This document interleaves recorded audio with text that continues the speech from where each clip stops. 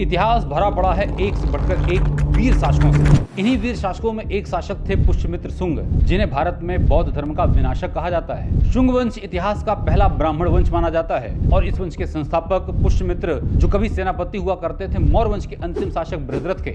लेकिन मौर्य वंश के शासकों ने अशोक के बाद अहिंसा की नीति अपनाई और पुष्यमित्र शुंग ने अंतिम शासक बृहद्रथ की हत्या की और शुंग वंश की स्थापना की। पुष्यमित्र शुंग ये वो शासक थे जिनकी वीरता का इतिहास में लोहा माना गया है और इन्होंने अपने कार्यकाल में 2 अश्वमेध यज्ञ करवाए। अश्वमेध यज्ञ अपने आप में एक बहुत ही बड़ा यज्ञ होता था और इस यज्ञ को संपन्न कराने के लिए एक बड़े ही प्रचंड विद्वान ब्राह्मण की आवश्यकता थी। और इसीलिए आपको ये बात भी ज्ञात होनी चाहिए कि पुष्यमित्र शुंग के ही वो राजपुरोहित पतंजलि थे जिन्होंने इस यज्ञ को संपन्न करवाया था। और आपको अच्छी तरह पता है कि पतंजलि की ही एक बड़ी प्रसिद्ध पुस्तक है जिसको आप महाभाष्य के नाम से जानते हैं और पतंजलि ही भारत में योग के जनक कहे जाते हैं। और ये पतंजलि किसके दरबार में थे? तो पुष्यमित्र शुंग, जो पहले ब्राह्मण वंश की स्थापना करते हैं, शुंग वंश की।